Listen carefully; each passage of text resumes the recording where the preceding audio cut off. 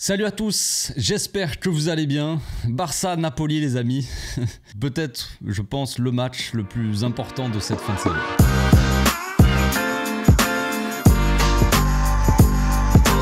Au passage, n'hésite pas à nous rejoindre si c'est pas encore fait et à partager la chaîne autour de toi, ça fera plaisir à tonton. C'est l'heure de vérité les amis, j'espère que vous êtes prêts, j'espère que vous êtes bien accrochés. Ça va être... le choc va être brutal, je ne sais pas, peut-être, peut-être pas. Ça dépend de quel côté on est, on va dire. Comment va se passer ce match? Ça reste quand même assez difficile à pronostiquer ou à prévoir. Je ne sais pas trop comment dire ça, mais on a deux équipes qui sont toujours au même point en fait, qui sont un petit peu malades, qui sont pas dans une très bonne saison on va dire. Deux équipes qui ont été championnes la saison dernière, Naples qui a fini championne, le Barça qui a été champion aussi, et deux équipes qui ont un peu de mal cette saison. Naples a un peu plus de mal quand même que le Barça, mais entre temps ils ont changé d'entraîneur. Ils ont changé d'entraîneur juste avant le match aller. On ne savait pas vraiment ce que ça allait donner, on a vu un Napoli assez faible on va dire, assez prenable, qu'on n'a pas réussi à prendre chez eux. On aurait dû gagner ce match et se rendre les choses un petit peu plus faciles. On n'a pas réussi à le faire avec un Frenkie, avec un Pedri. Maintenant les deux ne sont pas là au match retour et on va devoir faire sans, donc encore une fois faire face à des blessures. Et relever le défi on va dire d'arriver à gagner un gros match important avec des joueurs importants qui ne sont pas là, qui sont encore une fois absents. Entre le match aller et le match retour, le Barça a eu 3 matchs, 2 victoires, un match nul contre Bilbao, un match pas évident, on avait déjà perdu contre Bilbao il n'y a pas si longtemps, on s'était fait éliminer de la Coupe d'Espagne. Une équipe qui met beaucoup d'intensité, tout ça c'était à l'extérieur aussi. On a eu beaucoup de mal contre Bilbao, franchement c'est une équipe vraiment qui pose des problèmes à ce Barça là, qui manque de beaucoup de choses cette saison, mais qui manque de rythme on va dire, d'un peu de folie. Donc est-ce que le Barça aura cette petite folie ou ce rythme, cette intensité folle? Est-ce qu'elle va le mettre pour le match contre Naples? Je ne sais pas, c'est ça le problème, on a l'impression que ce Barça là choisit un petit peu ses matchs, donc j'espère vraiment que l'équipe va choisir ce match comme un bon match à réussir on va dire, ça nous arrangerait tous je pense. Côté Naples, eux ils ont eu 4 matchs entre le match aller et le match retour, donc ça c'est à noter, ils ont fait un match en plus et un match nul en plus, ils ont fait 2 victoires, 2 matchs nuls, des matchs nuls contre des équipes qui sont 11e, 12e de Serie A, une grosse victoire contre Sassuolo qui est avant-dernier de Serie A et une victoire assez importante face à la Juventus qui a pas l'air non plus au mieux mais qui reste quand même 3e de Serie A, donc je crois 3e, 2e, je sais plus, mitigé. On a l'impression que Naples ils sont capables du pire comme du meilleur on va dire,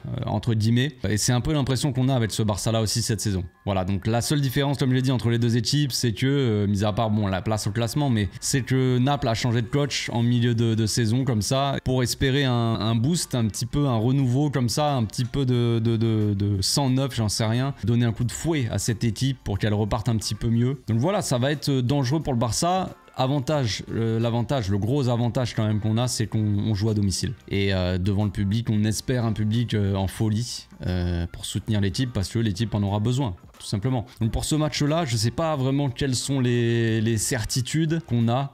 C'est toujours pareil, ça reste un match de Ligue des Champions, donc c'est différent, c'est pas la Liga, c'est un match différent. Ça transcende un petit peu les joueurs. On a la musique au début du match de la Ligue des Champions qui résonne dans le stade. On a l'impression quand même que les joueurs sont un peu transcendés par l'événement. Donc tu as des joueurs qui sont transcendés, tu as des joueurs qui du coup font un petit peu caca culotte, on verra qui. Mais en tout cas, ce qu'on sait, c'est que en ce moment, on a, on va dire, que l'équipe elle est plutôt portée par ces jeunes. Quand on voit Lamine Yamal et Pau Cubarsí principalement, les deux plus jeunes de l'équipe, qui sont les deux vraiment satisfactions de cette équipe en ce moment en tout cas, même depuis plus ou moins le début de la saison pour Lamine Yamal. Mais donc vraiment, on va compter sur eux, je pense. Au match aller, Cubarsí avait été mis sur le banc et Inigo Martinez avait été choisi à sa place. Inigo Martinez n'avait pas fait spécialement un mauvais match, sauf que le problème c'est que sur l'action du but, il est un peu dedans dans cette action et bon, Après, franchement, il y avait faute sur Inigo Martinez, je pense. Mais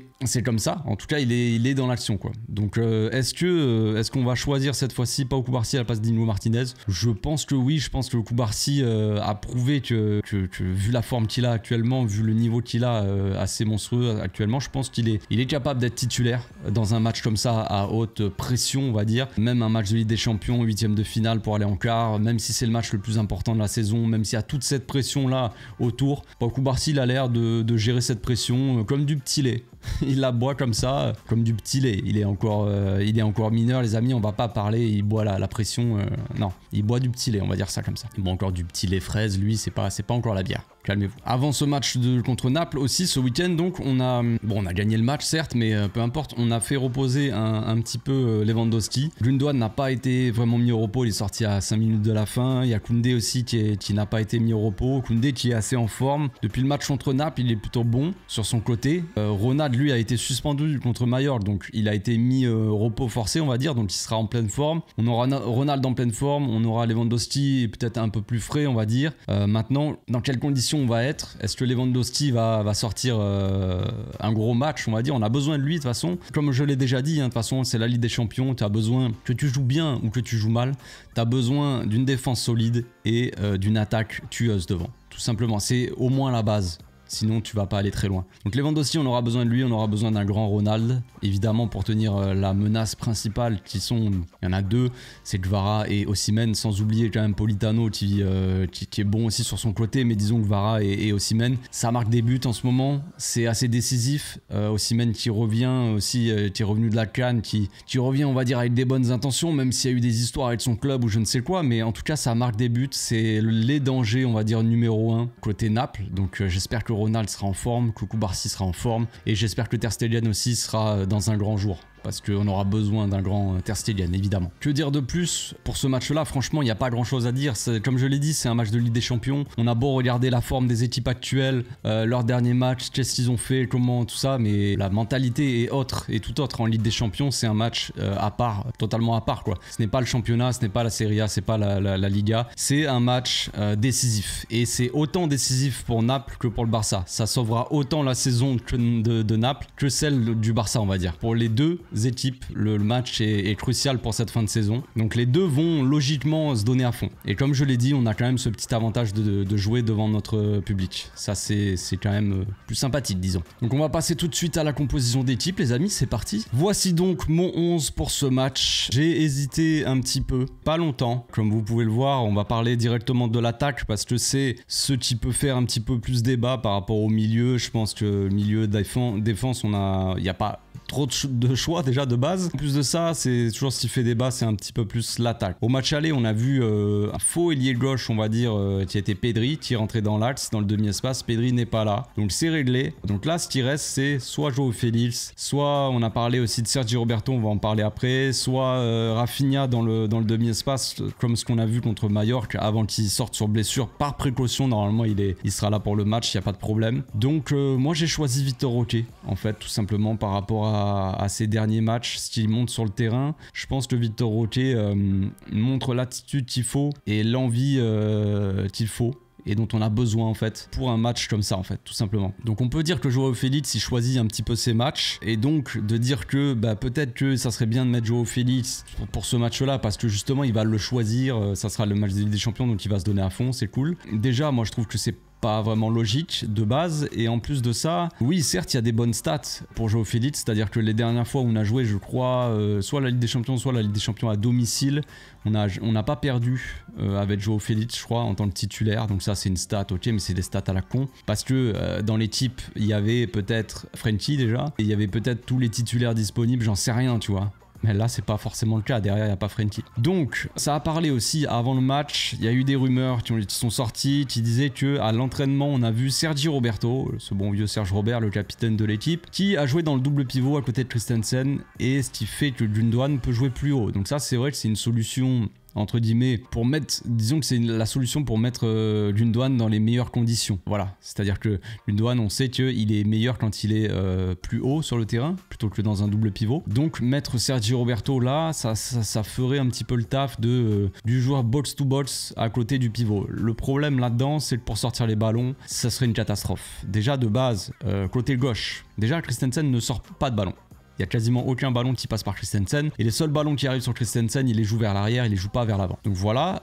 Côté droit, donc il n'y a que Koundé qui sort un petit peu les ballons, qui essaie de soit servir généralement dans les intervalles, qui va chercher Gundogan un peu plus loin, ou alors qui va chercher la Yamal dans les pieds. Ou des fois, il balance en profondeur. Ça arrive. Kubarsi qui est le joueur qui relance de l'équipe. Oui, il a 17 ans, mais écoutez, c'est le patron de la défense, le gars qui relance tout, qui gère. Et Ronald est là sur la gauche pour couvrir, je pense maintenant qu'il va être placé là. Et pour moi, c'est de toute façon logique. Avec les montées de Cancelo, c'est vrai que pour les retours défensifs, c'est un peu plus compliqué des fois. Donc de mettre Ronald de ce côté-là, ça peut être intéressant. Maintenant, il y a aussi peut-être, selon le placement d'Osimhen, la zone du terrain d'Osimhen et de Gvara, ça peut être aussi une solution de mettre Ronald côté Koundé pour aider avec Gvara et pour, s'il y a Osimhen dans l'axe, vraiment d'avoir Ronald dans l'axe et Koubarsi donc qui relancerait sur la gauche. Ça c'est une possibilité aussi, pourquoi pas, même si je préfère que Ronald soit un petit peu sur la gauche pour couvrir, on va dire, Cancelo. On sait jamais. Mais voilà, ça c'est une solution aussi, ce qui permettrait aussi de pouvoir relancer le côté gauche, parce que ce que j'allais dire justement, c'est que côté gauche, on a Ronald qui relance de manière compliquée, on va dire. Pas ouf en termes de relance. Donc si vous mettez Sergi Roberto ici, au niveau des relances, ça va être complexe. Ça va être assez complexe parce que Sergi Roberto, pareil, dans la construction du jeu, niveau des relances, c'est pas dingo.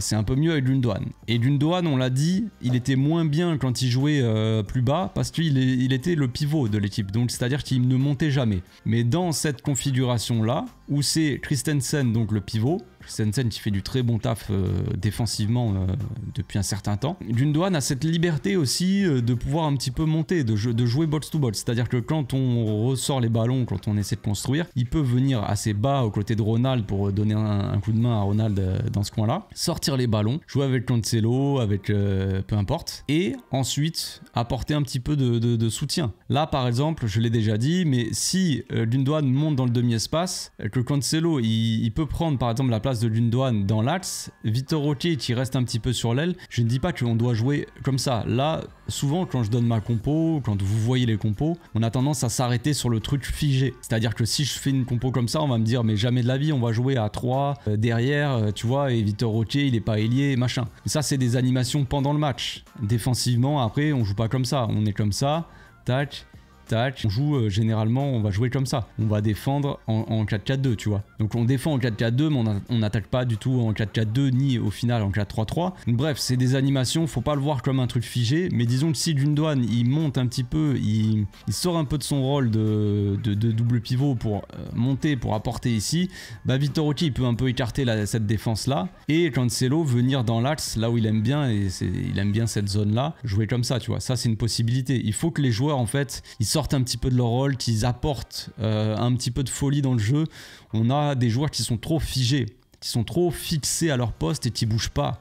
On a Lamine qui est là, qui est lié, alors il bouge pas de son aile. On a Fermin Lopez qui est dans le demi-espace, qui bouge pas de son demi-espace. On a Lewandowski qui est censé être attaquant, mais il est jamais dans la surface. On a le gars là dans le demi-espace qui bouge pas, l'ailier qui bouge pas, le double pivot qui bouge pas.